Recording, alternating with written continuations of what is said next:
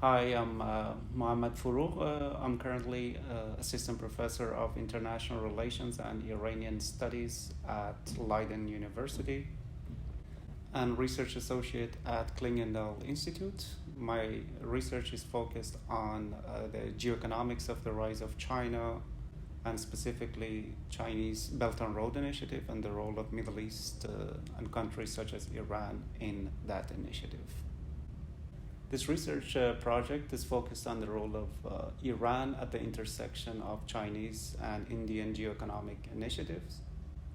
The Indian geoeconomic initiative is called the North-South Trade Corridor, and the Chinese initiative is called Belt and Road Initiative.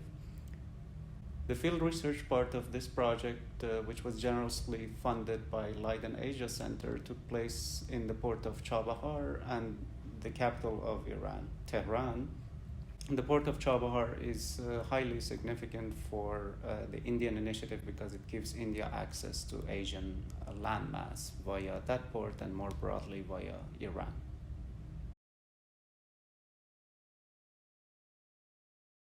So China and India are obviously showing agency by introducing their own versions of globalization, BRI and North-South Trade Corridor.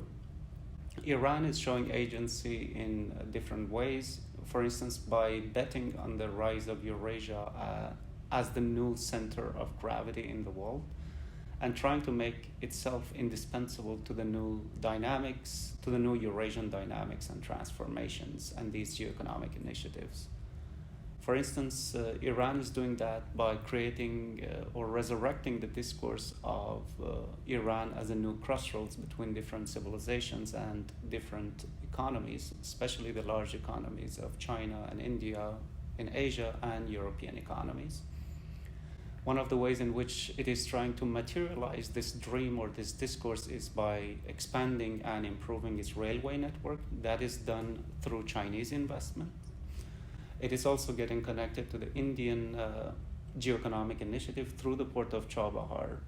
So Chabahar is gaining increasing significance for the Indian dimension of Iranian geoeconomics.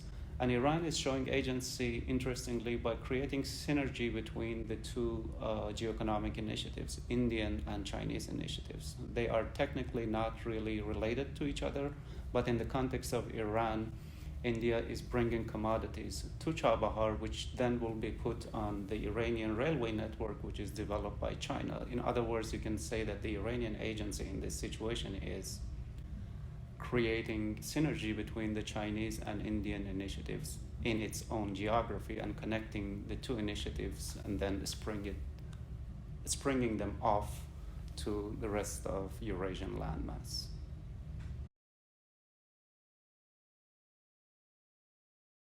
So in terms of the relationship between geopolitics and geoeconomics in the context of this specific research project, I would say the relationship is a dialectical one, meaning geopolitics and geoeconomics mutually construct and constrain each other. For instance, you can see China introduces a geoeconomic initiative called BRI.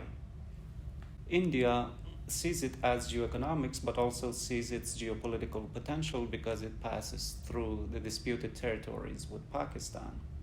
It therefore introduces its own geoeconomic initiative called North-South Trade Corridor, which passes through the port of Chabahar and the country of Iran. This port gets caught up in the middle of Iranian-American geopolitics and the Trump administration's sanctions against Iran. And this port gets an exemption from those sanctions. Thereby, one could say that the Trump administration is promoting Indian geoeconomics and trying to hamper Chinese geoeconomics. So the two mutually construct and constrain each other. They are the two sides of the same coin, hence the word dialectical.